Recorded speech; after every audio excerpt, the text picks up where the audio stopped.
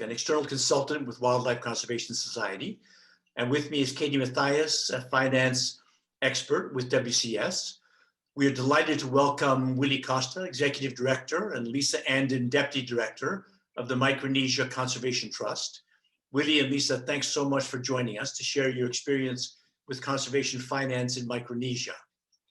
We're going to go through some slides together so that you can go over the history, mission, major programs, finance, and governance of Micronesia Conservation Trust. Micronesia Conservation Trust was launched in 2002 in the Federated States of Micronesia and has expanded its service area to include FSM, or Federated States of Micronesia, the Republic of Palau, the Republic of the Marshall Islands, and the two U.S. territories of Guam and the Commonwealth of the Northern Marianas Islands.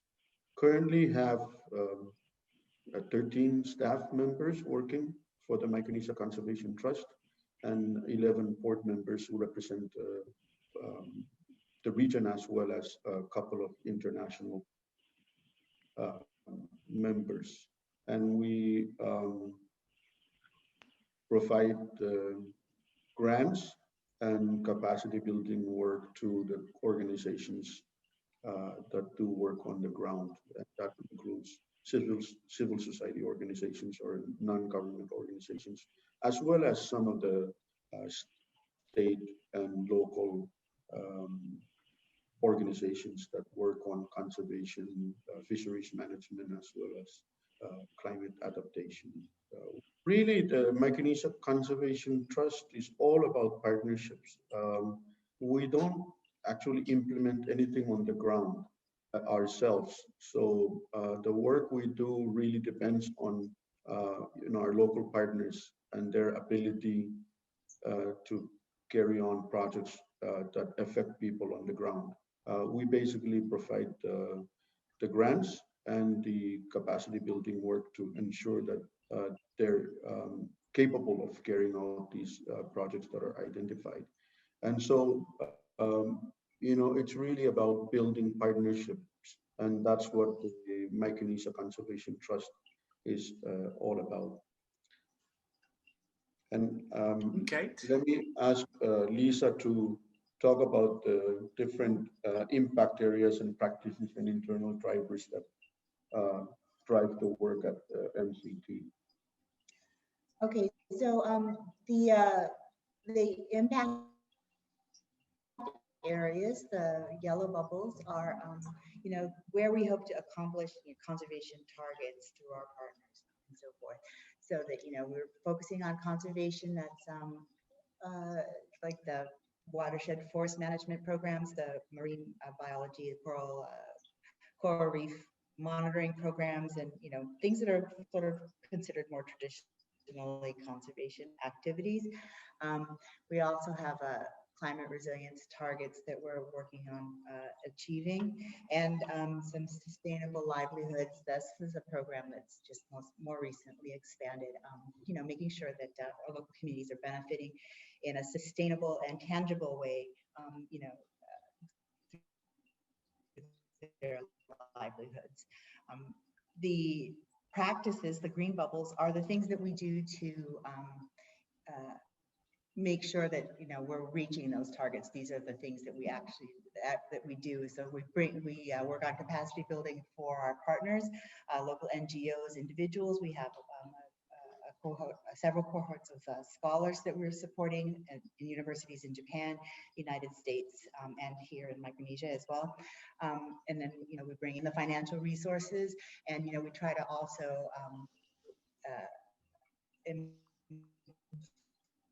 influence the local context around and the relationships.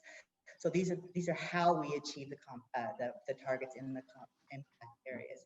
The internal drivers, the blue bubbles, are internal to MCT. So we've set up systems and make sure that we have the funding internally as well.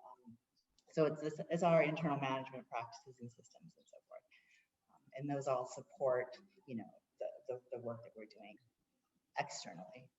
The biggest conservation program that we have is the Micronesia Challenge Initiative, which is working with all those 5 jurisdictions to try and protect, 30% of our marine resources and 20% of our terrestrial resources.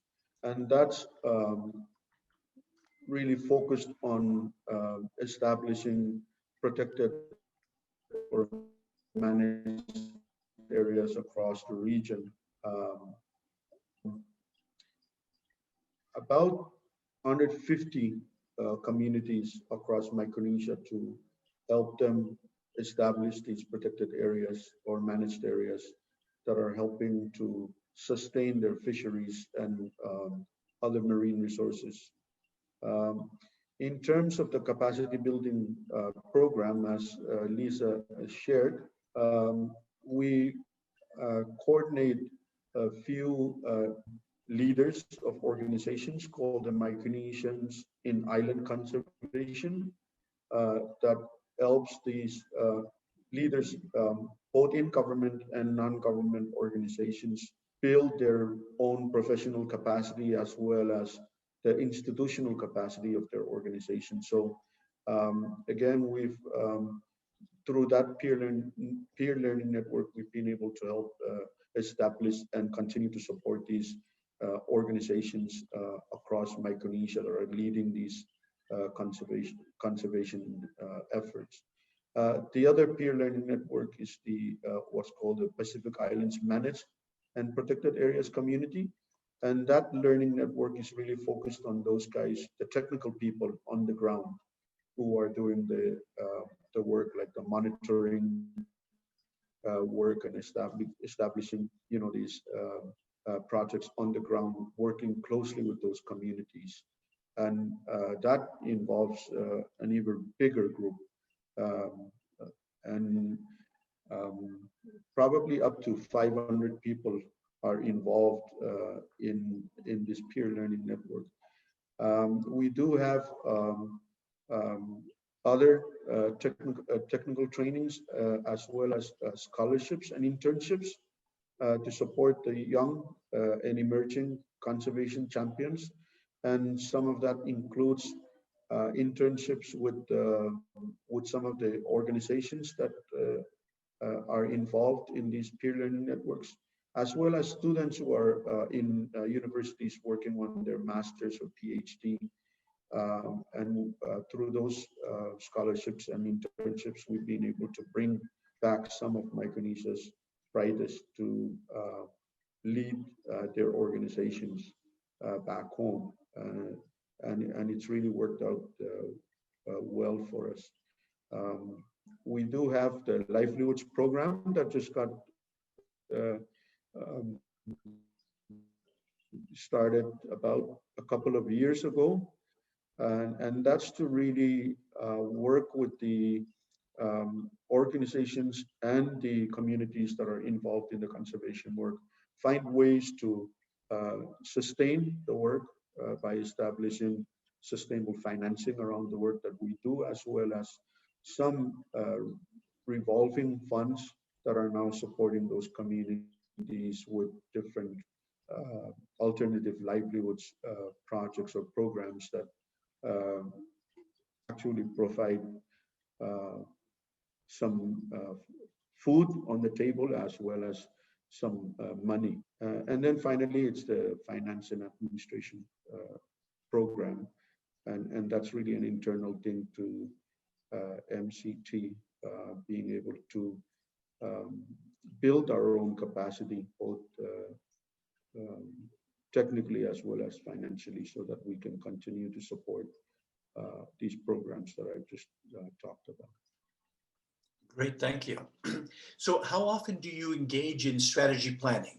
Our strategic action plans are usually 3-year plans, 3 to 5-year plans, but we look at them every 3 years, and sometimes we'll do a full-on strategic planning, and sometimes if we feel that we just need to maybe quickly revise an existing 3 to 5 year strategy, and that's what we do. But usually every other 3 years we do a full-on strategic action planning. Great, thank you.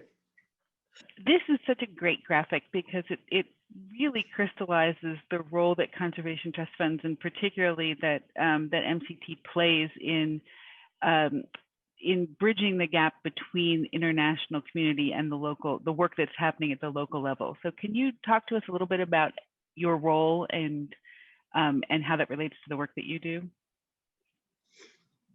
Thank you, Katie. Well, as depicted in the graph here, if before the Micronesia Conservation Trust was established, you know, there were the conservation organizations all over the place, and there was really no group that would be able to make that connection between the international community and the local organizations that are doing this conservation work. And so with the establishment of the Micronesia Conservation Trust and our ability to, you know, secure both technical and financial resources from the international community and then transfer those funds to our local organizations really makes a difference. And then we're able to take those stories from the local groups and feed them back up to agencies. And in fact, we sometimes serve as shock observer for some of the work or the plans that the international development partners are trying to provide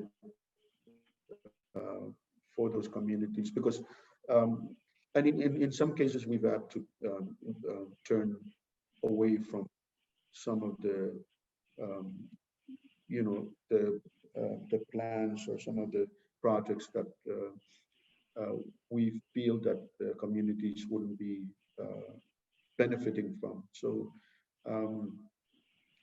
that's really something that we are very careful with, is to not be donor driven and not to be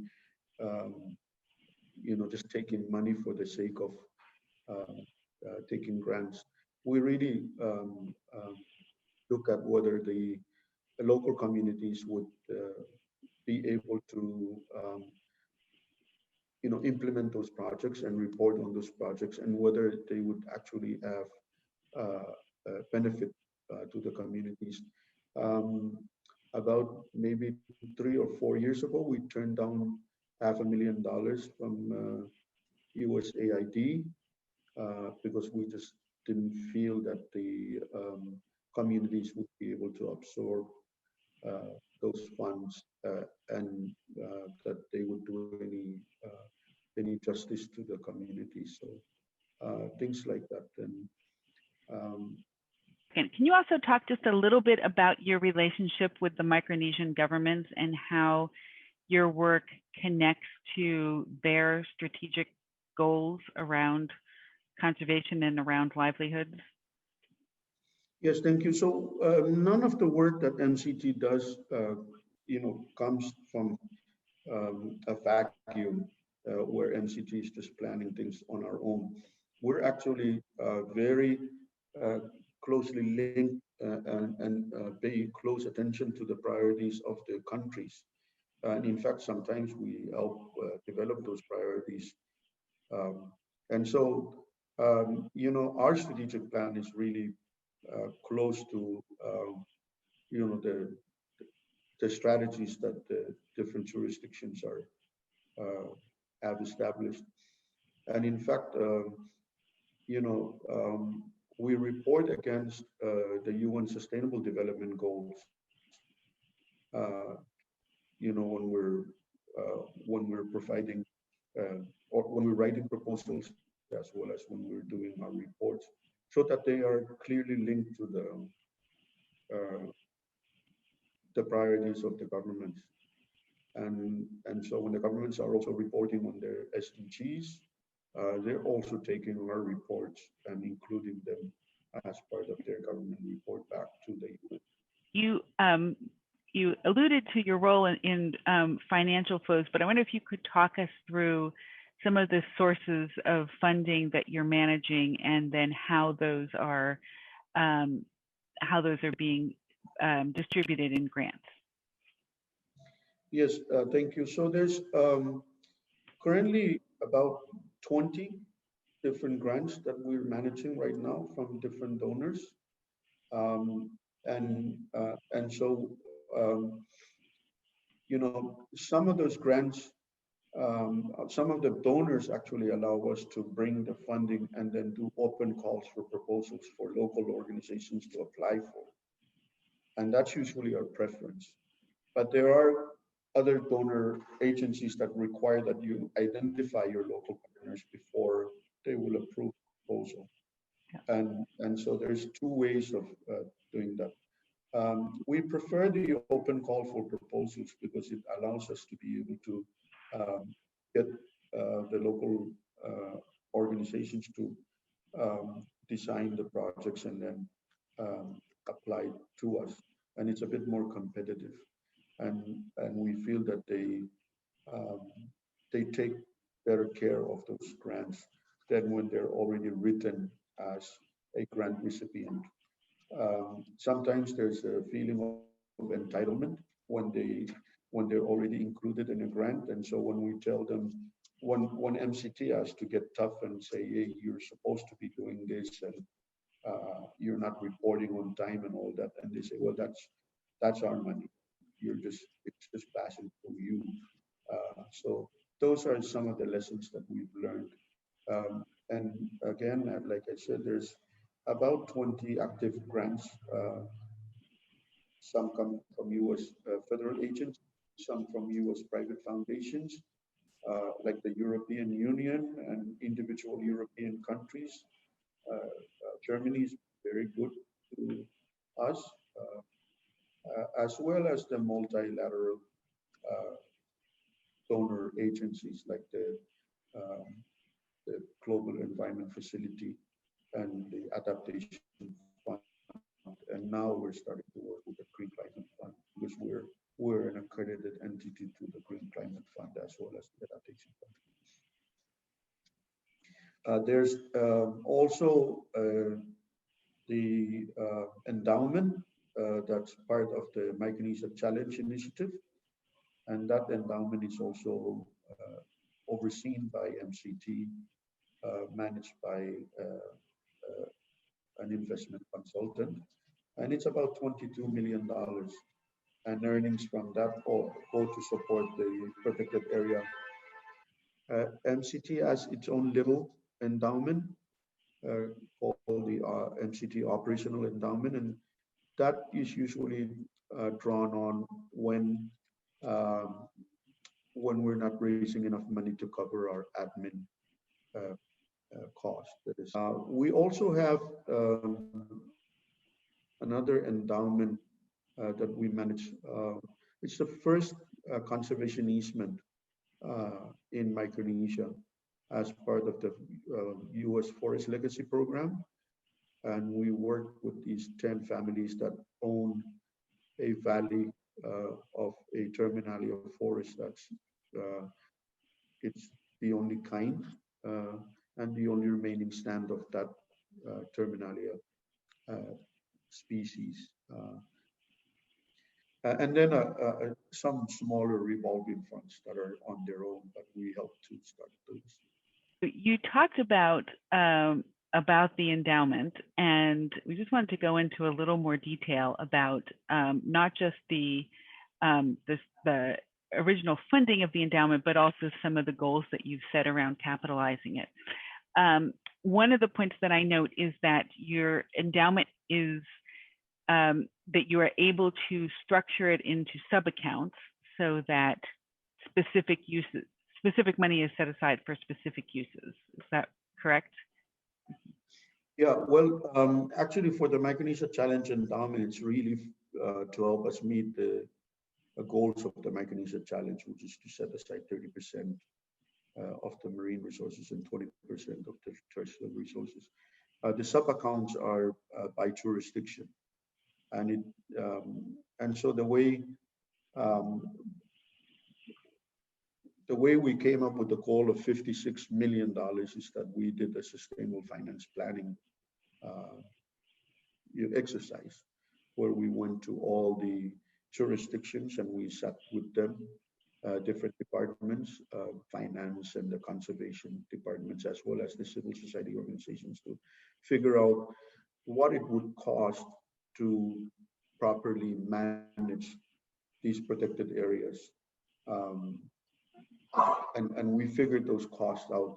And this $56 million for the region is what we found to be what the cap was.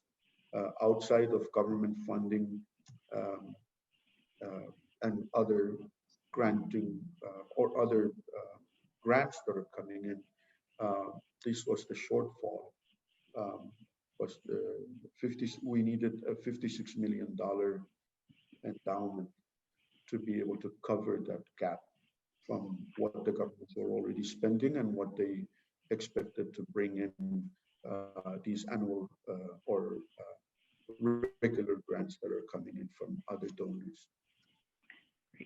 And that is based on both the cost of managing existing PAs as well as expanding the MPA network or the broader protected area network, what it will cost to manage that fully established network of MPAs at 30%, right?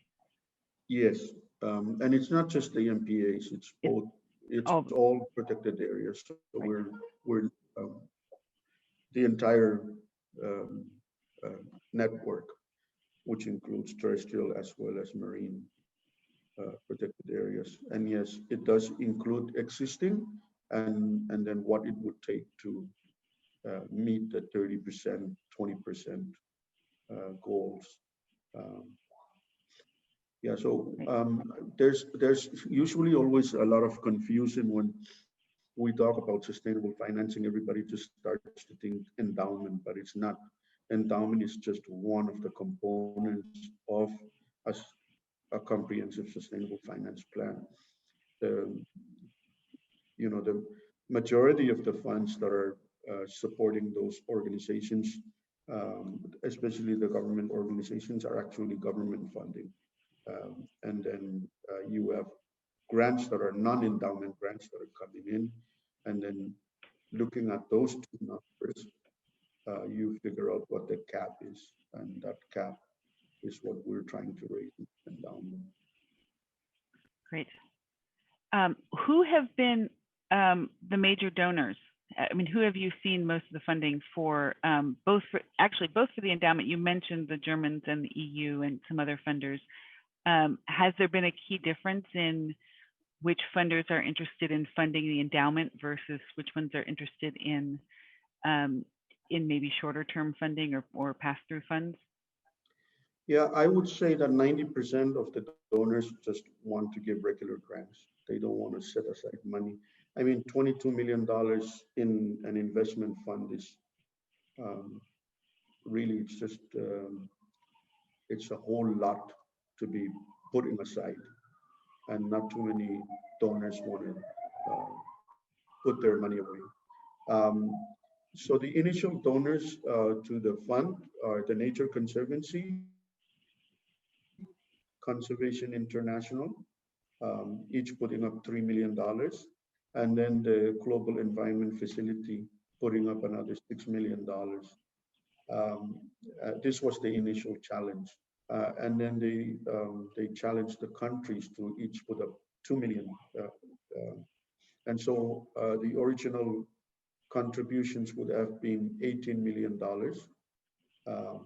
between the GEF, GNC, CI, and the countries. But some of the countries are a bit late in raising the money. Palau has met their goal. They wanted to raise, $9 million, and they're over $9 million right now. FSM and Marshall Islands are lagging behind. They've received all of the GEF, CI, and TNC contributions, and they've put in some of their own. but it's they're not going as quickly as we would like. Everybody's strapped for cash. What the FSM is doing right now is they're doing annual contributions of about $100,000 per year. So they haven't met that challenge yet. And the marshals is even slower. Now, for the case of Guam and CNMI, they're fully covered with when we looked at their local, when we did the sustainable finance plan in Guam and CNMI, they had covered everything from their own local resources as well as the federal grants that they get. So, but they still opted to go with $2 million endowments because they wanted to have funds be available for villages or communities to be able to do really grassroots level stuff. But again, they haven't been able to find money to contribute to their own endowments. Those goals still are there, and they're part of the $56 million. But part of what we're also seeing is that the conservation trust funds that have endowments have been particularly resilient during this time of challenge, that that the endowments are providing some stability. You mentioned that you use your endowment revenue often just to cover your administrative overhead, and then use the grant funding to fund your grant making. Is that right? Only from the MCT operational endowment on the right of this graph. Got it. Not from not from the Micronesia Challenge endowment. We don't get a penny. That makes sense. And just one thing that I wanted to mention about the power of having an endowment, and not just what you mentioned, which is helping organizations to through times when things are lean. The other thing that's really a powerful thing about the Micronesia Challenge endowment especially is none of the jurisdictions are going to walk away from this initiative because it's got $2 million in it. So money talks, and so without this endowment and the numerous changes in administration over the years since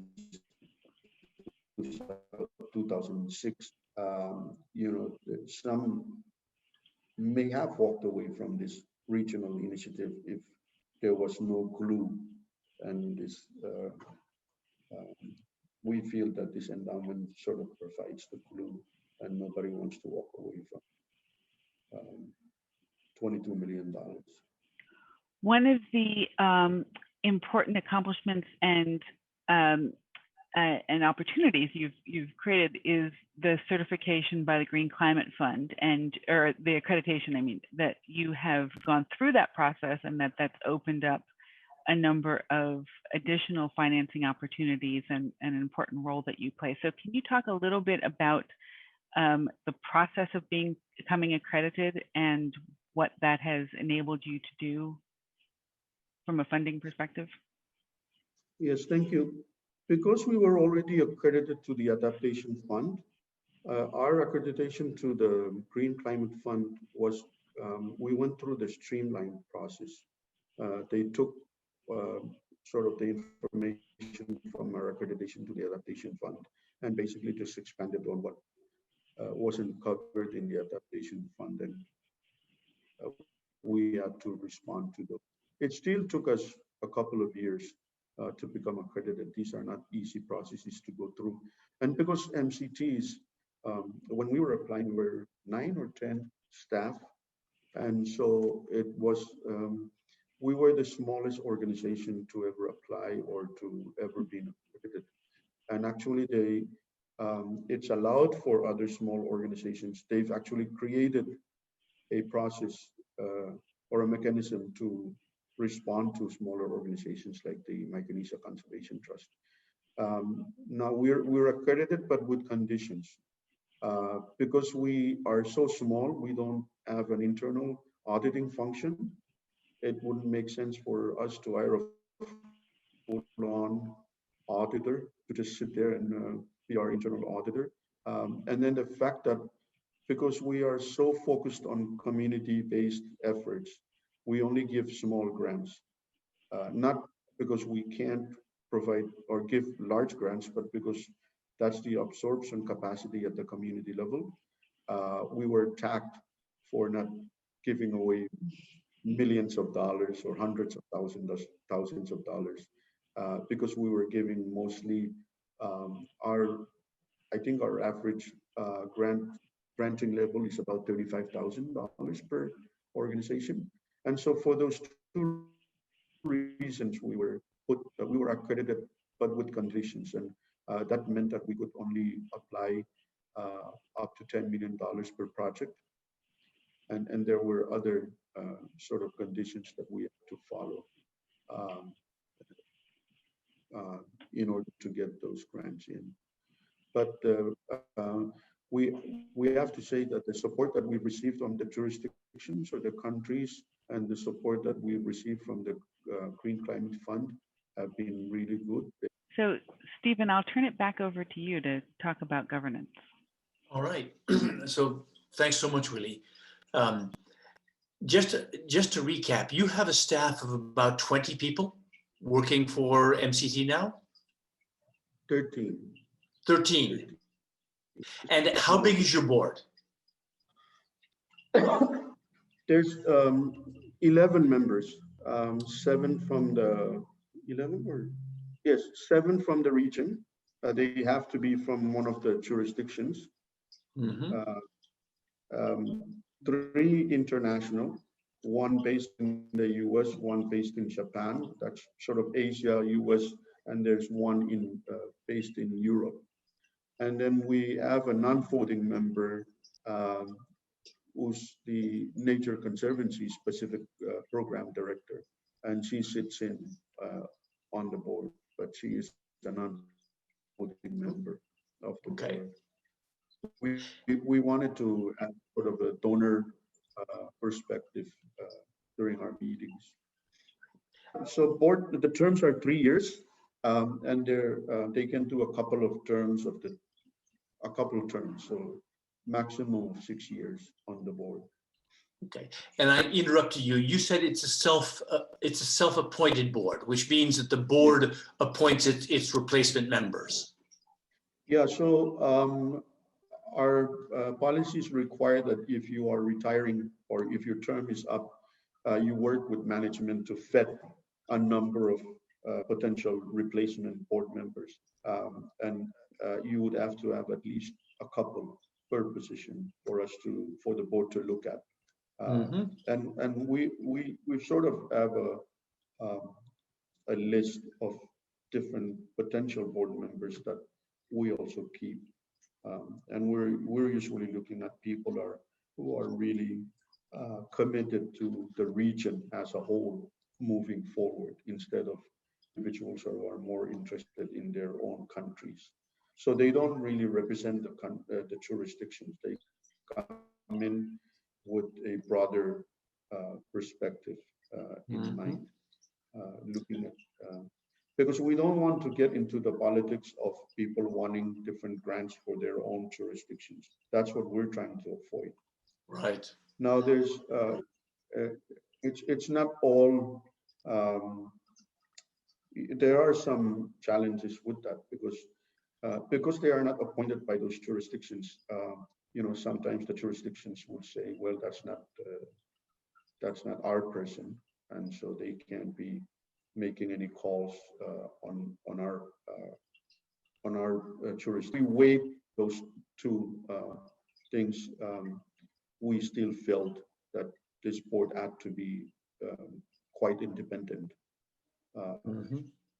from the jurisdiction, so that none of the decisions are made politically. Right. And do any of your board members currently hold government positions? Are there either ministers? Yes. Yes, they can't be elected, but they can be ministers. or appointed and confirmed by. So our current chair is the Minister of Finance for Palau.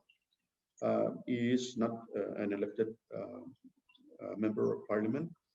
He's an appointed minister by the president of Palau and confirmed by the Congress, but he is not a political or an elected leader. Mhm. And do you have in place various policies around conflicts of interest, for example, to ensure that the board is transparent in its actions? Yes, and that's all in our operations manual. All right. And I see that you've structured the board so that there's a number of committees. Just tell us a bit about the various committees. Yeah, so the governance committee is really, the group that looks at the larger governance areas. In fact, this is the group that actually works more closely with us, with me and Lisa, in looking at the larger governance stuff. And I consider them to be my bosses, but they also let my annual performance evaluation and all of that, and make recommendations to the full board. And then, of course, the investment and audit and finance committee. It used to be just the investment committee, and because of our accreditation to the Green Climate Fund and the Adaptation Fund, we had to expand the terms of reference for this committee. It was required as part of, because we lacked the internal auditing function, it was required that this committee would expand its terms of reference and have a more hands-on, support and oversight over our financial needs or practices. And then there's the regional grants, the technical committee.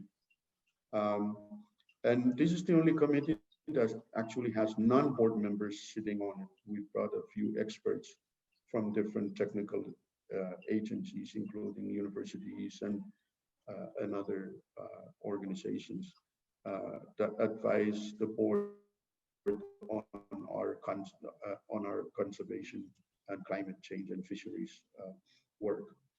So it's chaired by a board member, but the other members are from non-board members, and they usually look at our strategies and theory of change and the grants that we're funding and make recommendations. And actually, when we do calls for proposals, that's the committee that does the review and make recommendations to the full board.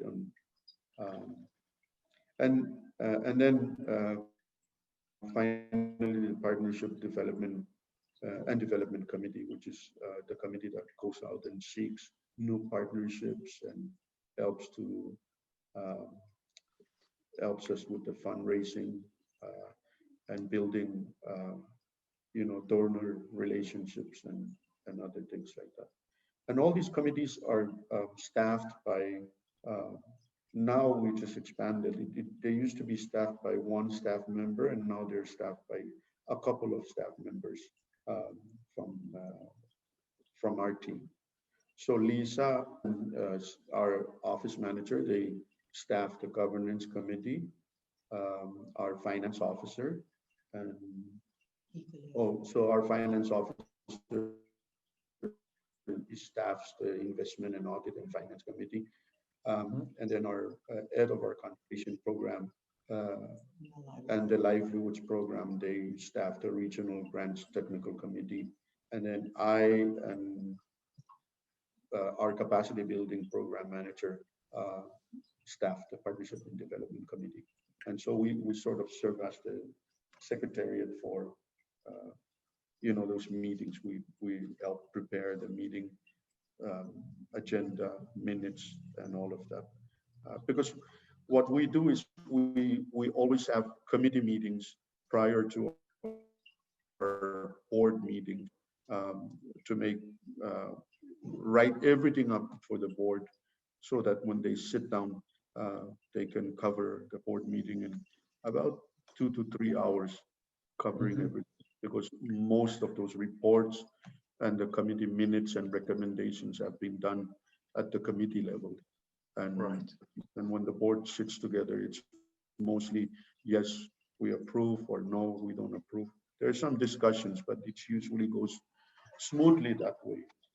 And how many times a year does the board meet? So 4 times we have quarterly meetings. A couple of those meetings would be done in person, and then a couple would be done online. And are the board members compensated for their service? No, in fact, the board members have to raise at least $1,000 per year as part of their commitment, and they don't Right. need it for anything. It's just a commitment to, if you're going to go out and ask people for money, you better be able to put in your own money, or get a friend to put in $1,000 for you Right. if you just don't have that funding.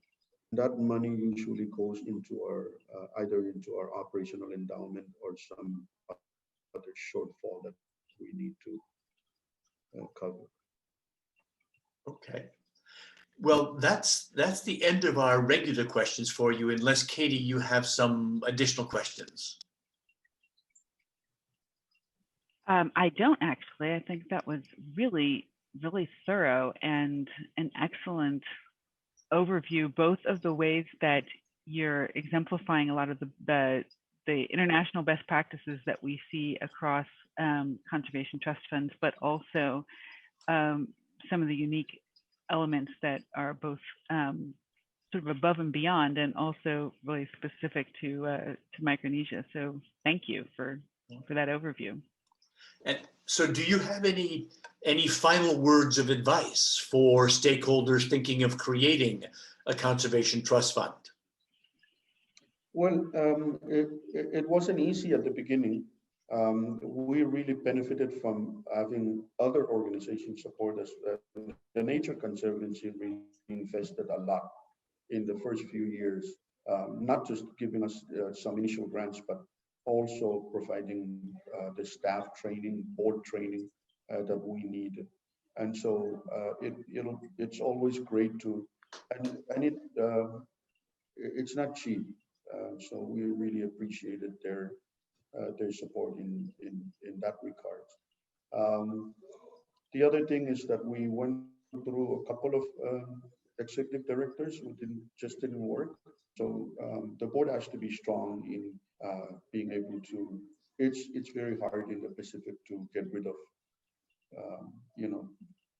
staff or directors who are not working. But if you really want your organization to work, you need to make those tough decisions. And then you just need to have a few of the board members and the staff who are fully committed, because you're going to run into some tough challenges, and needs to have people who are just not going to quit and are going to ensure that.